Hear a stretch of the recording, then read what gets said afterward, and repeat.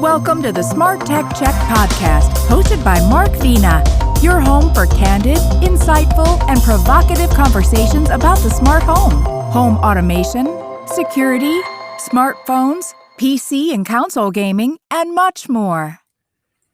Hello, everyone. My name is Mark Vina, host of the SmartTechCheck Podcast. Today is Thursday, May 26, 2022. Joining me for today's podcast for the first time in 3 or 4 weeks is my trio of tech fine journalists, Stuart Walpin, who scribes for Popular Mechanics, U.S. News, Techlicious, Investopedia, and other fine publications. Rob Pegoraro, who doesn't mind opening up an iMac when he has to. There's an inside joke there. Who writes frequently on tech policy for Wirecutter, PC Magazine, and U.S. Today. And John Quain, who's a big fan of Downton Abbey, given that lamp in the background, who writes for the New York Times, Smart Cities, and Tom's Guide. Gentlemen, it's been a tough week, not for the whole country. A lot. We're probably going to get into some of that, but all things considered, how are you? Hanging in there. Yeah. That's good. Hanging in there. Yes. Surviving another day in the wilderness. The daylilies outside are starting to bloom, so I got that going for me, which is nice. And I just tested negative, so I'm really happy about that. There you go. Celebration time at the Quain household. Yeah. Well, anyway, let's get into it because I'm sure we're going to have a lot of interesting dialogue on these topics. Let me bring up the slides here. And, I want to get into the kind of the fun one right off the bat. Well, kind of fun is that, with gasoline prices now going to mortgage level pricing, honestly, I filled my car up the other day in wonderful San Jose, California, and it was not even completely empty. I was on 1/4 of a tank, and it still was about $90. So that tells you where kind of gasoline is. Obviously, my significant other who bought a Tesla a couple of years ago, and I laughed at her, because gasoline, now she turns out to be the smart one, and I look like the idiot. But, John, this is a topic that I want to get into. And Rob, I know you have some experience. You've been doing some demoing of a product or experiencing some EV Tesla Life. Yeah, we'll find out in a second. But it's a really interesting question in terms of are the appeal of plug-in hybrids, are they essentially dead? I mean, why would you, if you're going to go electric, why don't you go the whole way, and, the appeal of the hybrid, used to be that, hey, you don't have to worry about, finding a charging station. It's kind of a, half man, half beast type of solution. But John, what's your thoughts on where we are with hybrids? And let's get into that first of all. Well, it changed, this is one of those I was wrong about something definitely stories. Like you can look it up and it's kind of embarrassing. There's a New York Times story that I wrote looking this up many years ago about, is this the year for plug-in hybrids, right? Because at the time, everybody thought that would be the bridge, the gateway drug to getting your own EV, right? Would be getting a plug-in hybrid. And that way, you get about 30 miles of electric power on it, but then if it runs out, then you've got gas and everything's fine. But now things have flipped, and the attitude pretty much has been forget about plug-in hybrids. And one of the reasons why is that there's this complexity of them, right? You've got to have an internal combustion engine, an ICE engine in the thing, and then you've got to also have all those parts that go along with all that and all the service that goes along with that. And then you've got to have some other way to convert that energy and use partial electric. Sometimes people are tapping into the transmissions, and it's a kludgy affair. The reason I brought it up is that a couple of manufacturers, significant ones, are still in the plug-in hybrid bandwagon, and those are BMW and Hyundai. And I just test drove, in fact, earlier this week, Hyundai sort of lineup of electrified plug-in hybrids, and then the fully electric Kona and the fully electric Ioniq 5 again, which is a car I love, which people know I love. I've driven it before, put a lot of miles on it. So the BEVs, the battery electric vehicles, are great. And so the plug-in hybrids work fine too, but it's just, there's no real reason to get one anymore.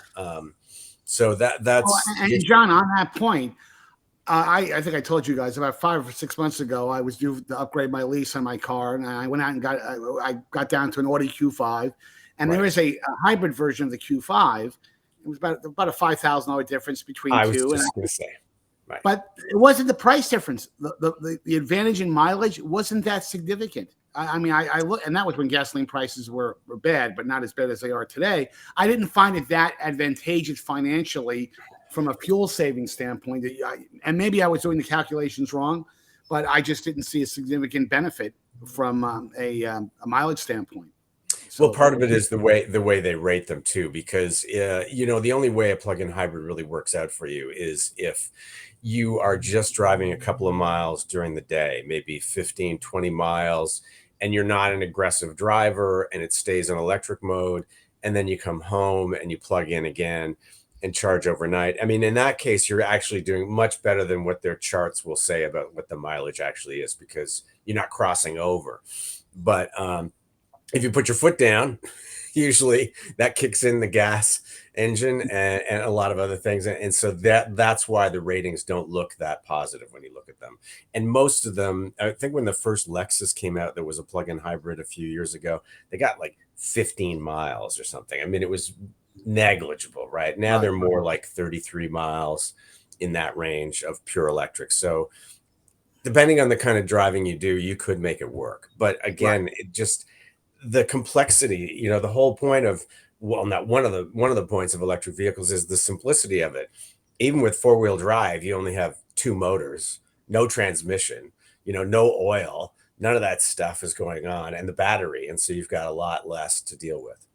Johnny, you're just before I flip it over to Rob to pull him into the conversation. In your conversations with with car manufacturers, because you deal a lot with them, right? Are you hearing that they're going to be announcing a lot of new models, little hybrid models, or do you see a significant? Hey, by the way, they're kind of phasing out their hybrid model introductions for the next model year. Unless they had already started designing them about 5 years ago, most of the companies are not going to do plug-in hybrid versions. The thing about Hyundai is they had a platform that they developed a few years ago. So the electrification didn't catch them by surprise. The Ioniq 5, which is a fabulous car. I mean, really, really great. Oh, you love that. I actually like their commercials. I like the. I think it's the best EV on the market, no question about it. And most people would agree with that. But they have been planning that vehicle for quite a long time. It wasn't something that they quickly did in the last 2 years. So they were committed to this multi-platform plug-in hybrid. And to a degree, so was BMW. They're afraid that, look, their drivers want performance. And if they're going to sell a car in, the middle of the country in the United States, well, there's no infrastructure for plugging in vehicles there. So have some plug-in hybrids, at least for those owners. But it's building a lot of different cars too, and you don't want to have to do that if you can help it. Rob, let me pull you into this because you've got quite a bit to share on your experience. So yes, I was out last week in the Pacific Northwest driving for PC Mag as part of their Fastest Mobile Networks drive testing, which this year they decided to also have the double as a test of electric car charging infrastructure. So they rented it. I don't want to know how much expense, a Tesla Model 3 from Hertz. Somebody picked it up in San Francisco, drove it from there to LA.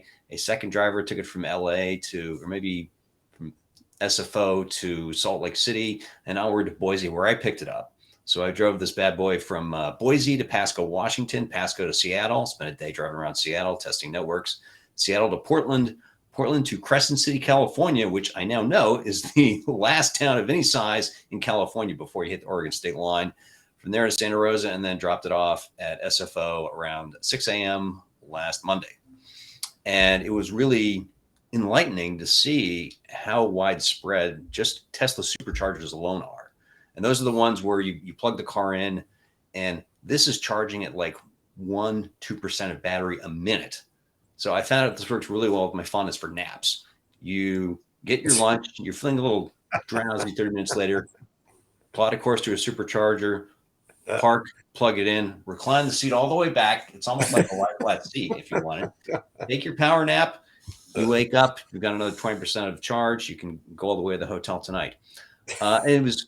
I leave it to Rob to tie, sleep healthcare to. It's a real win-win. Saving the planet. I Speed napping. Super enlightening. Enlightening is the right word, right?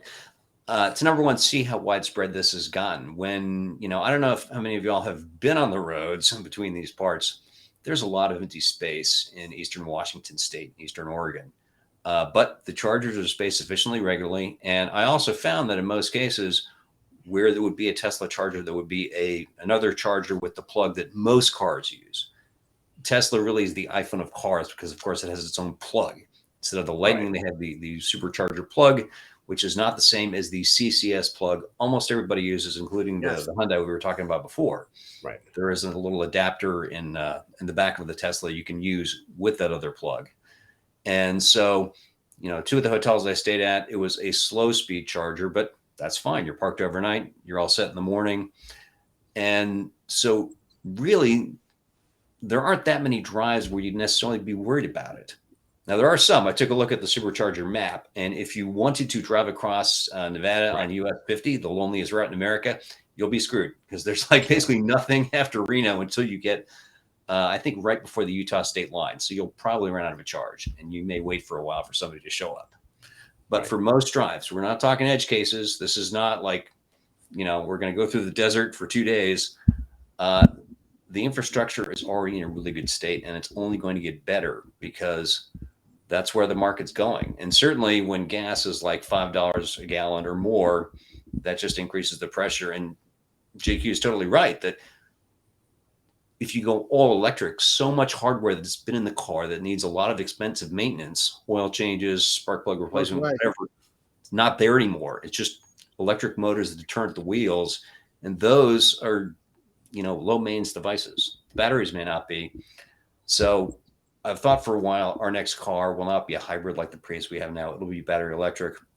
Now I'm sure of it. I just don't want to have to make that purchase now because it looks, so many of these cars are either not sold on the East Coast yet, like the Ioniq 5, or are back ordered for months.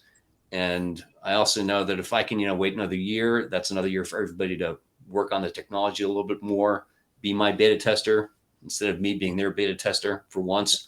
Right. I cannot see any scenario where we would buy even a partly gas-powered car at this point. Well, let me pull the ultimate New Yorker into the conversation, Mr. Walton, who I don't believe has been in the electric car market. But what do you like of the NTA's new subway cars? I passed the Tesla dealership the other day. All right. I have been happily carless for 40 years. And don't foresee. So I guess the tech historian in me is looking at this from a totally eagle's eye view of the entire industry. Part of the topic that you posted was induction charging, which is wireless charging, which at some point will replace the wire. I mean, that's just, it's just going to happen. It's just an eventuality, as will the death of the internal combustion engine. It will simply go. It is. All you have to do is look at history and the way that history runs from electricity replacing oil to heat or light your homes, to almost everything that has followed since.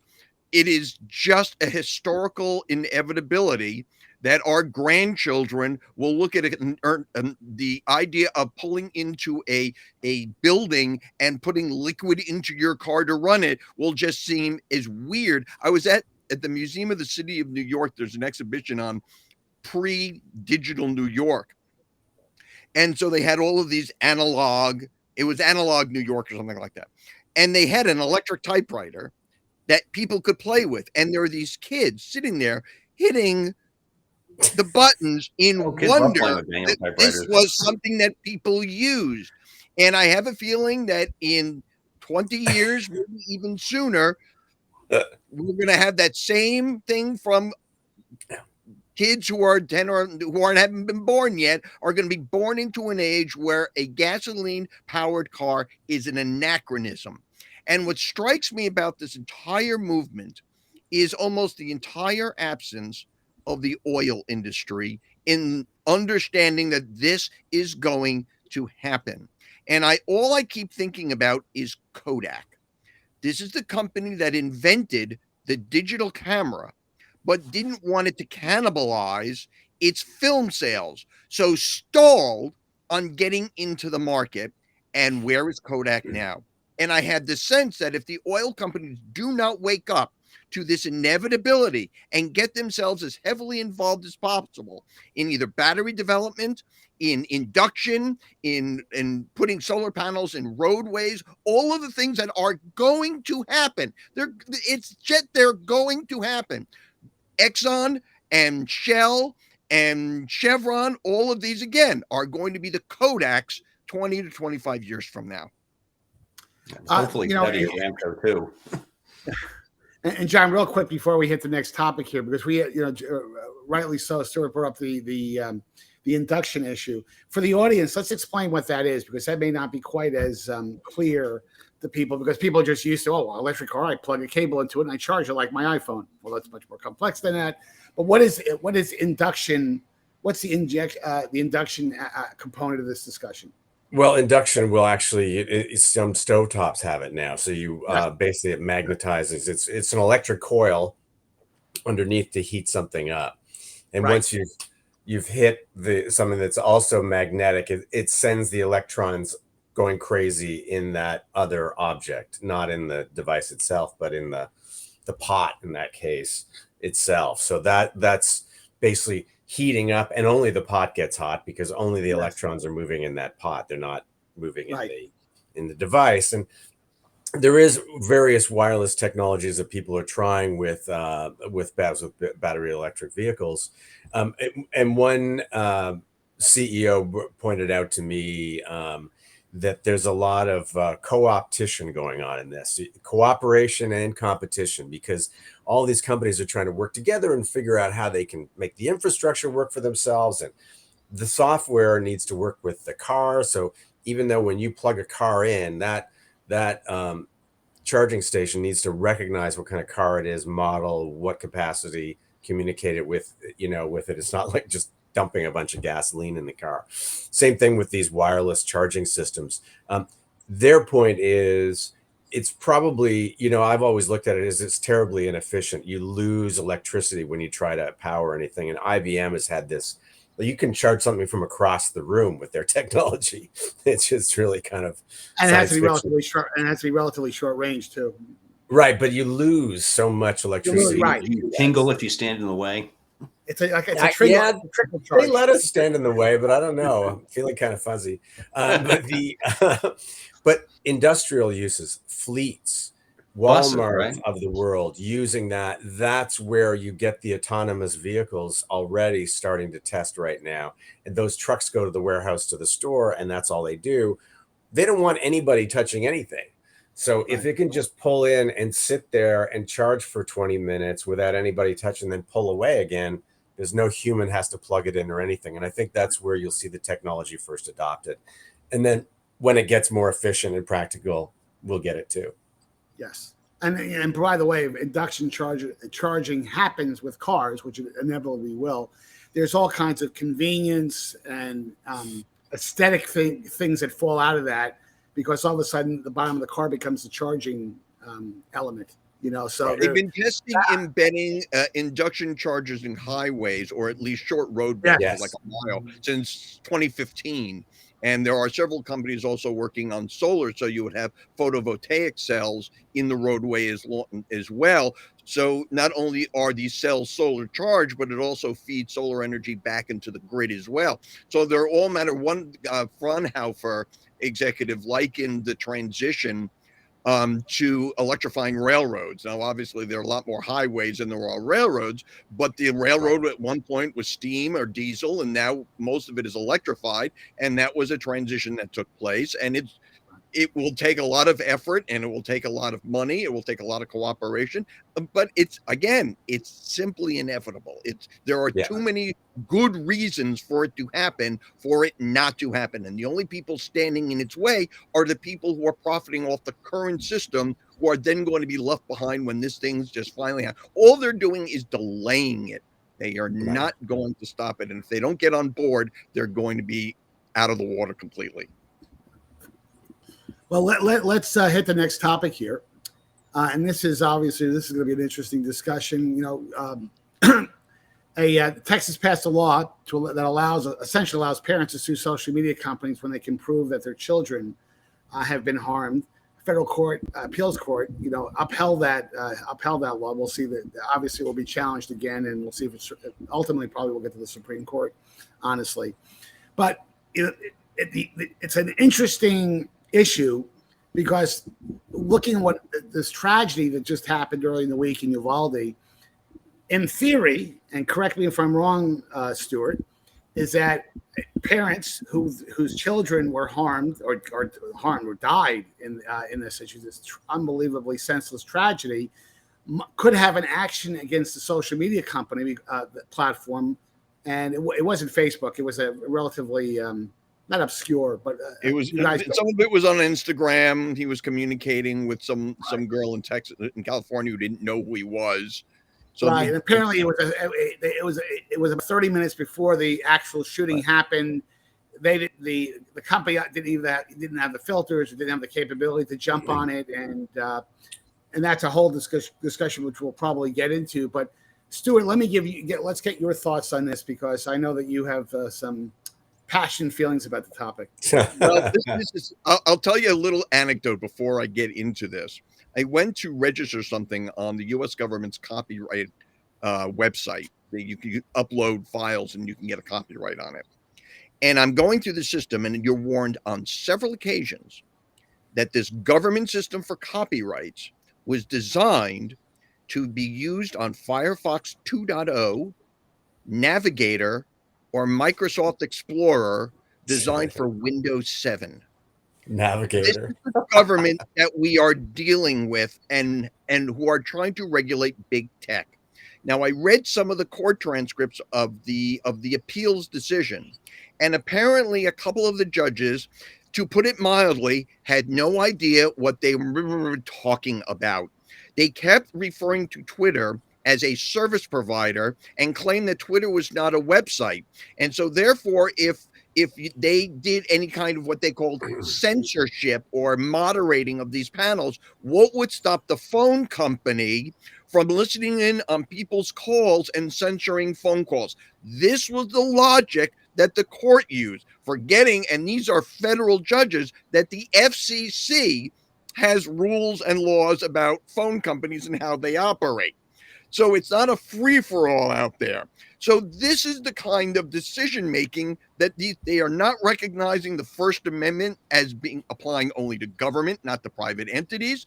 They think that Twitter is a common carrier, which it is obviously not. It's a website. It's like trying to explain technology to these people and then allowing them to make decisions based upon their complete and utter ignorance of the topic is maddening. Yeah, definitely. That wouldn't be the first time people said that about judges, Stuart.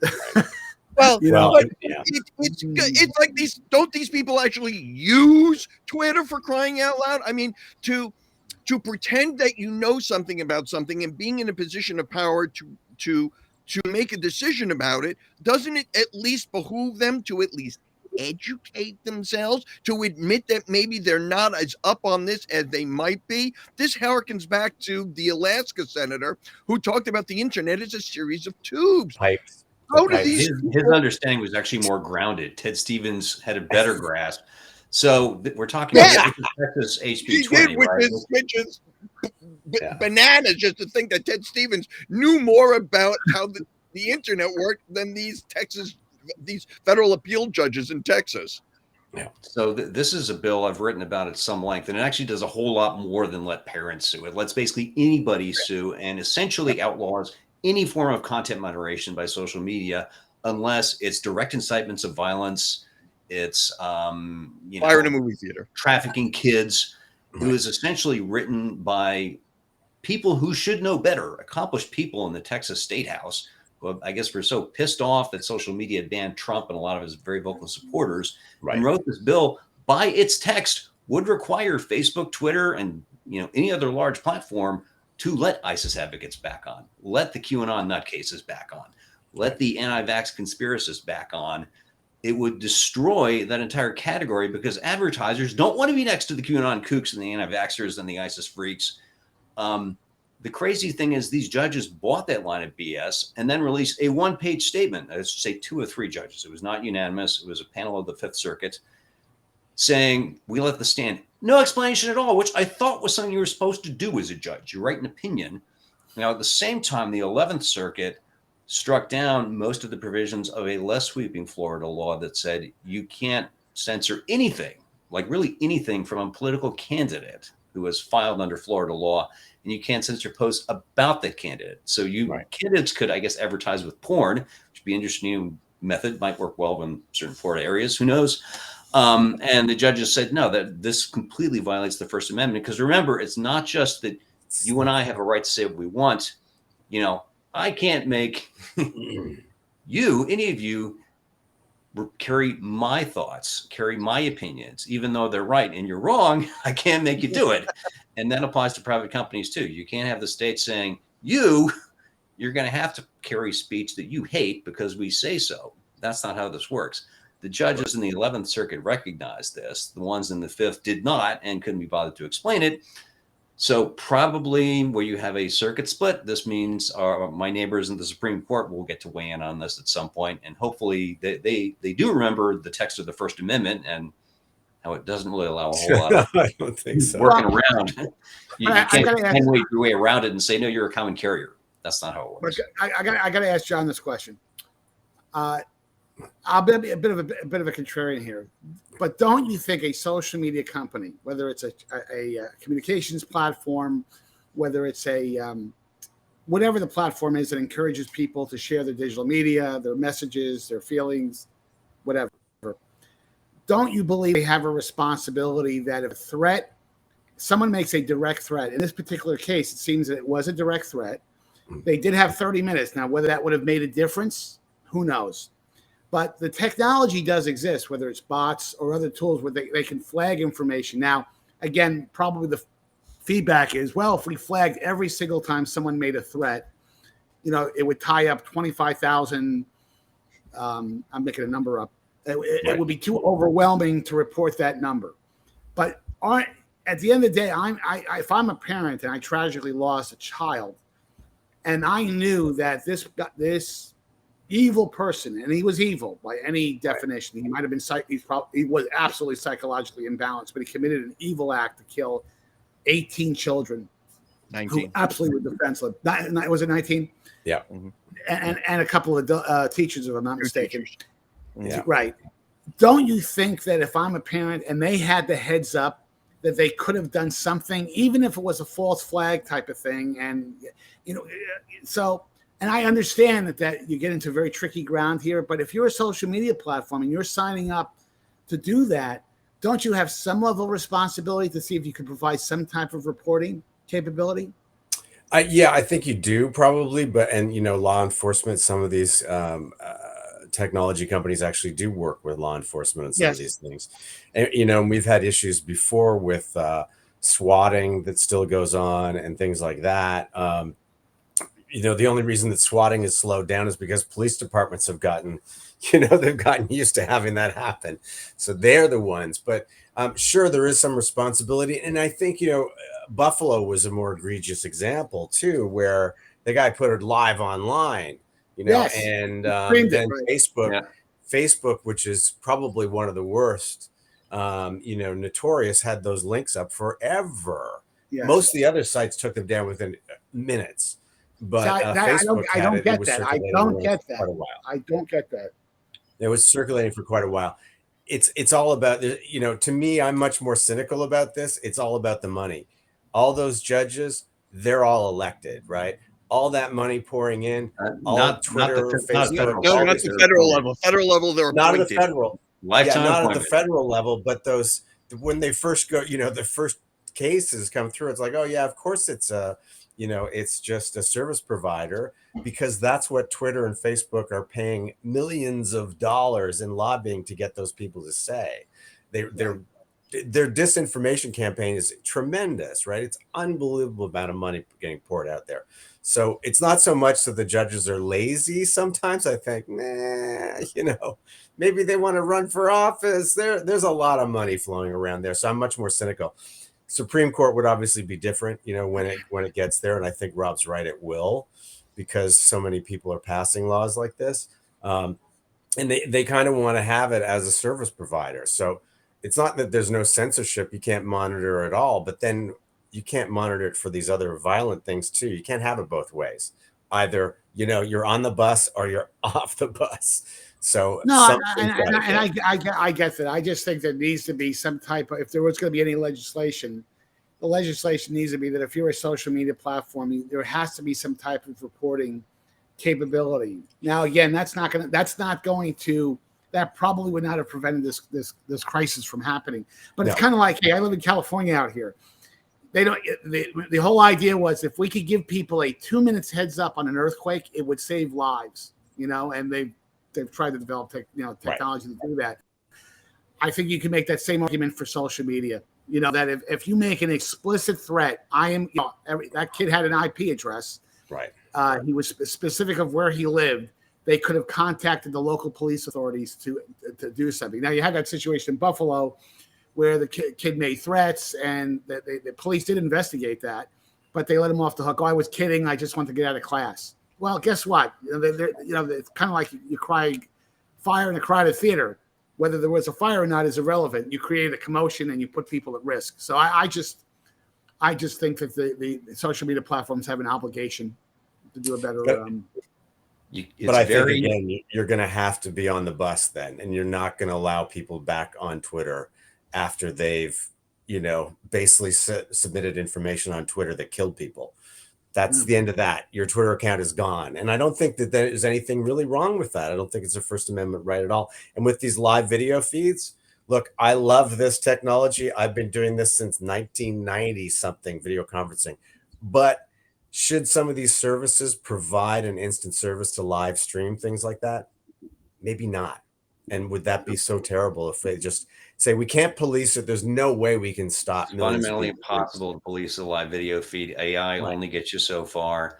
Right. So why not just take it away and just say, you know what? We don't have that feature anymore. Facebook loves that engagement. Yes. You can't put you cannot, technologically speaking, you can't put the genie back in the bottle. From a historical point of view, every time you try to put the genie back into the bottle, the genie just gets more powerful. It's just the way that it has worked. But I think this is, excuse me. What about smoking? People don't smoke anymore. This is addressing, it's not a technology. That's behavior. And even that hasn't ended smoking. It just cut it down. And then now it's moved to vaping. So that's why I'm saying that it amplifies it. It doesn't, anytime you try to legislate behavior, you end up with all sorts of unintended consequences. I am glad people are not smoking, but there can you say prohibition? Throw this out there. Right. This prohibition is certainly part of that. I worked out well. From a point of view, putting this all on social media and not on trying to keep dangerous weapons out of the hands of potentially unbalanced individuals is the real problem. If he wasn't able to buy a gun right after his an assault rifle after his 18th birthday, social media would have had no play in this. Plus the fact that it took 30 minutes for the cops just to respond to the initial 911 call. And there's controversy about the whole response time. So to expect social media to bear the brunt of this, I think. No, I'm not suggesting that. I am not suggesting. But it's treating the disease and not the cause. Right. And just to end this, I mean, my view on this is that I am, a fairly staunch defender of the Second Amendment. I think you guys would probably have guessed far off that I take that position. However, I'm a strong believer that assault-style weapons don't really have a place with the average homeowner, or average resident, number one. Right. Number two, there needs to be standardization around the background check process because it varies from state to state. As you guys all know, some of them are pretty exhaustive. For example, in California or New Jersey, try buying a gun. You can get a gun, but it's not going to be the day, right? But I think they should also add a layer of screening that when you fill out that application for a gun, you should be interviewed. There needs to be some, as laborious as that might be, and that panel of people, 2 or 3 people, should be able to make should be able to read between the lines of something that's not captured, that a criminal background check would capture, like I committed a crime. Well, this kid out in Texas didn't have a criminal record, but a psychologist or psychiatrist might have been able to pick up this kid has had a lot of problems, and I have the authority to prevent him from buying a gun. So anyway, tragedy. But we have a couple of minutes left, and I do want to grab this last topic here. Oh, we have one more. No, yeah, one more. This is only going to take a few minutes. It's actually not awful, so that's okay. Well, I had to really address this topic because I tried to buy an Xbox Series X for a family member, and you would think that the Xbox and the PlayStation, the new gen models, have been out for now over a year. You still can't walk into a store and buy one. And if you try to buy it online, now obviously you've only been able to buy it on eBay and exorbitant pricing. But even if you try to buy it through other non-traditional ways, the premiums that they're getting are outrageous, like $200 over or more, depending on the model you want to get. And part of the issue is this notion that these I want to call them scalpers, scammers, flippers, whatever you want to call them. I wrote about it in my newsletter yesterday.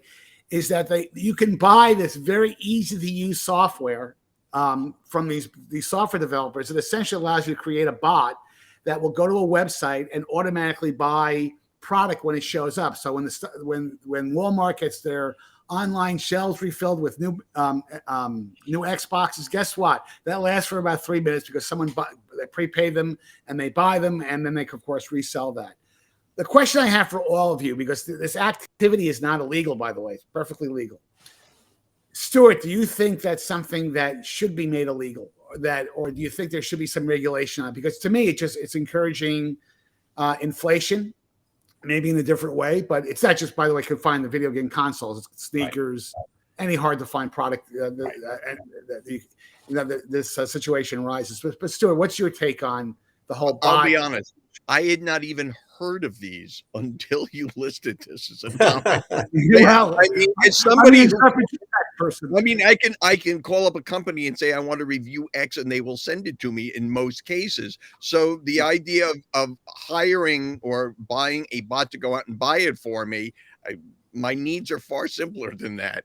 But just having read a little bit about it, again, legislating against this sort of thing is difficult simply because you have idiots writing the legislation, and these. And you're always going back to that. You're blaming the people. It always leads to these unintended consequences. It always leads to unintended consequences. I don't consider myself necessarily a complete and absolute capitalist, but in some ways, we're at the beginning of this, and perhaps the private industries, the Walmarts and the other retailers of the world, will recognize that this is actually hurting them in the long run with their customers, and will themselves try to institute some sort of software solution to limit the effectiveness of these things that would essentially either disable them or lessen their impact. But to rely on government, who think that Twitter is a common carrier, to write legislation on this is just that scares me more than the bots do. And so I think you're spot on in terms of, you would think the Amazons of the world, the Walmarts, the Targets would don't want this to happen because it creates customer dissatisfaction. It also clogs up the supply chain. It's just not a good idea for them to, and so they'll write their own solution. There's no lifetime value to selling to a bot. There's no lifetime customer value to that. The bot's not going to love the retailer anymore. Like a person will. But Rob, does the cynical part of you saying that Amazon and Target doesn't care because they don't care? Amazon might not actually. Right. Go ahead. Rob, go ahead. Oh, yeah. I mean, this is a problem. I don't know. It's a problem that needs to be solved by a law when it's, this is as annoying as the situation might be. It's something the market does know how to solve. There's a lot of demand. There's money to be made. So the manufacturers, the retailers, they will address this at some point.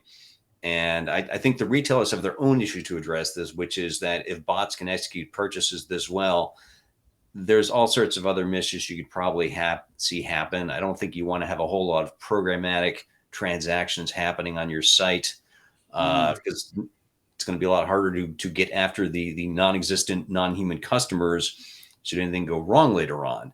So, they have all the motivation they should need just as good capitalists to come to grips with this problem.